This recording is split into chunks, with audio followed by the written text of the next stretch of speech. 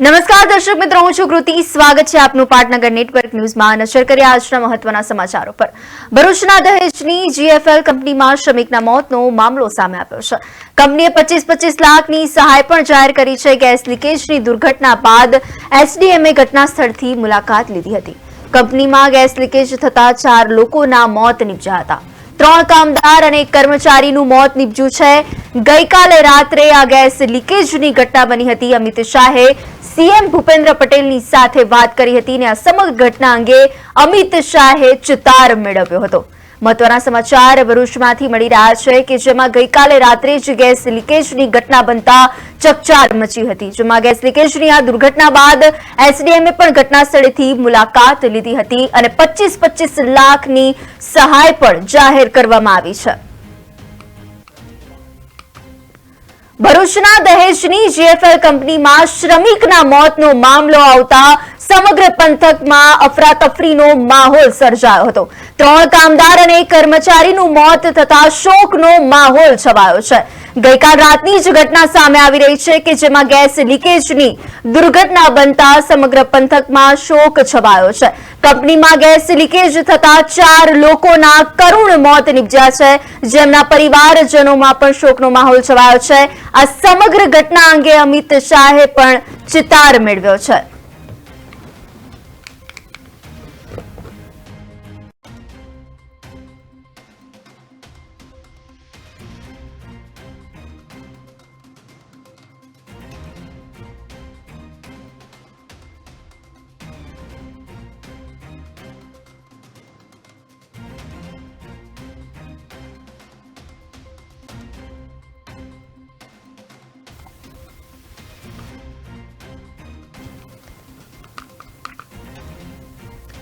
આ ઘટના અંગે વધુ માહિતી આપવા આપણી સાથે જોડાઈ ચૂક્યા છે સહયોગી લવલીન.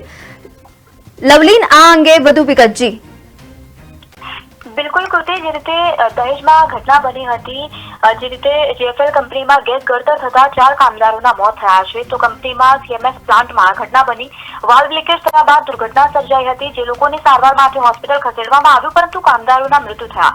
તો તેની સાથે જ દહેજ પોલીસ ઘટના સ્થળે આવી પહોંચી હતી, મૃતદેહનો કબજે લીધો, આગળની કાર્યવાહી પણ હાથ ધરવામાં આવી હતી. ગત રાત્રે આ લીકેજની ઘટના બની અને આ લીકેજની ઘટના અંગે પોલીસ ફરિયાદમાં જાહેર કરવામાં આવી. જે વિગત હતી તેમાં 9:30ની આસપાસ જીએફએલ કંપનીમાં પ્રોડક્શન વિભાગમાં આવેલો ક્લોરોમિથેનોલ પ્લાન્ટમાં ગ્રાઉન્ડ ફ્લોરમાં આવેલી રિફાઇનલ કોલમ ટોપ કન્ડેન્સર પાઇપમાં એકાક, જેમાં મિથાઇલ ક્લોરાઇડ અને ક્લોરોફોમ અને સાથે જ એચસીએલ વેપના નામમાં એ ગેસ ગીતળની જે ઘટના બની તેમાં મિશ્રણ પ્રસાર થયું હતું અને જેમાં 2 પાઇપલાઇનમાંથી ગેસ લીકેજ થતા કંપનીમાં કામ કરતા કર્મચારીઓને ગેસ લાગતા તેઓને પ્રાથમિક સારવાર માટે હોસ્પિટલ ખસેડવામાં આવ્યું હતું, પરંતુ સારવાર દરમિયાન તેમના મોતના સમાચાર સામે આવ્યા. સમગ્ર પંથકમાં અરેરાટી એટલા જ માટે વાપરી કારણ કે આવી ઘટના અવારનવાર બની ચૂકી છે, જ્યારે ગેસ લીકેજ થતું હોય છે અને કામદારોના મોત થતા હોય છે. પરંતુ આ દરમિયાન જ્યારે ગેસ લીકેજની ઘટના બની, મૃતકોના પરિવારજને 25 લાખ રૂપિયા વળતર આપવાનું નક્કી કરવામાં આવ્યું તેવી વાત સામે આવી છે.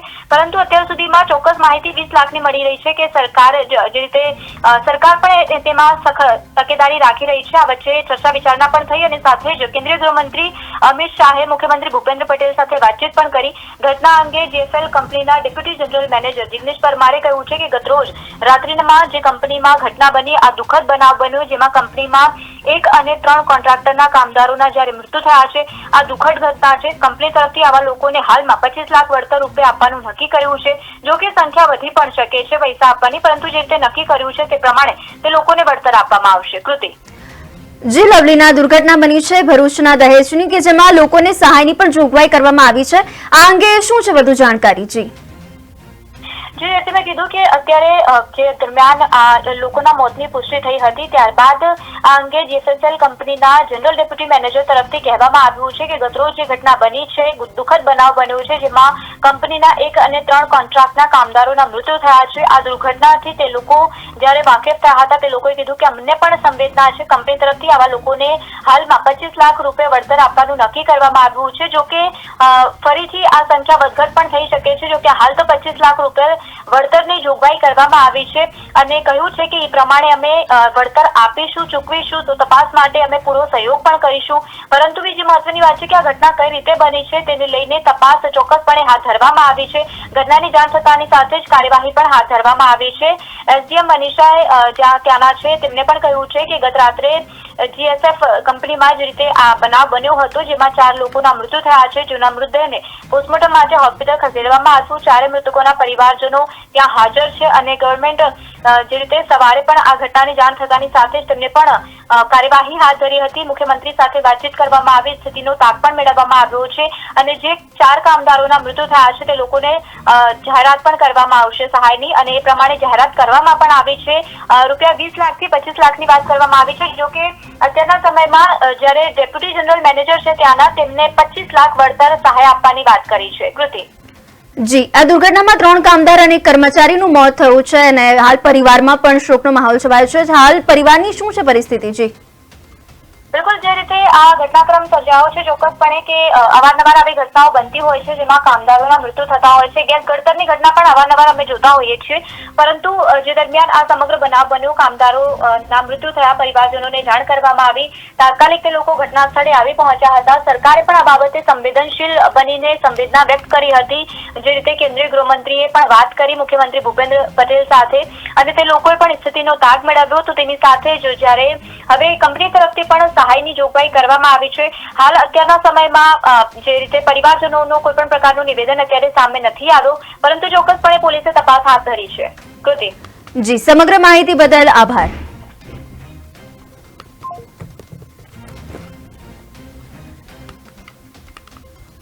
જી, સંવાદદાતાએ જણાવ્યું એ જ અનુસાર હાલ જે ભરૂચની દુર્ઘટના સામે આવી રહી છે કે જેમાં જીએફએલ કંપનીના શ્રમિકના મોતનો પણ મામલો આવ્યો છે, જેને લઈને પરિવારમાં શોકનો માહોલ છવાયો છે અને હાલ ગેસ લીકેજ થતા 4 લોકોના કરુણ મોત નીપજ્યા છે. 3 કામદાર અને કર્મચારીનું મોત થયું છે અને ગઈકાલ રાતની જે આ ઘટના ગેસ લીકેજની ઘટના સામે આવતા અમિત શાહે પણ સીએમ ભૂપેન્દ્ર પટેલની સાથે વાતચીત કરી હતી અને સહાયની પણ જોગવાઈ હાથ ધરવામાં આવી છે.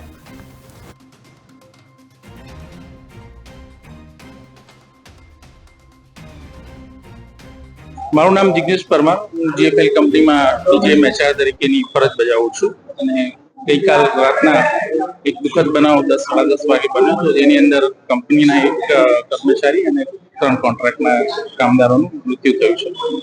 હવે આ અંગે અમે બધી તમામ લાગતી વળગતી ઓથોરિટીને તરત જ ઇન્ફોર્મેશન આપીને તપાસ માટે એમને પૂરો સહયોગ આપવાનું નક્કી કર્યું છે અને કામ ચાલુ છે. અમારી પણ તપાસ ઇન્ટરનલ ચાલુ છે કે આ કઈ રીતના થયું છે.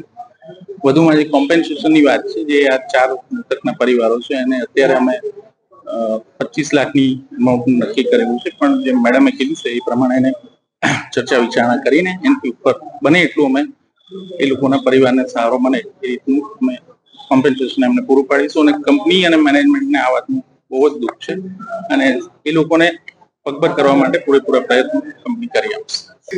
સીએમએસ પ્લાન્ટ છે અને એની ડિટેલ કોઈ પાઇપમાંથી ગેસ લીકેજ થાય છે, એનું તપાસનું ચાલુ છે.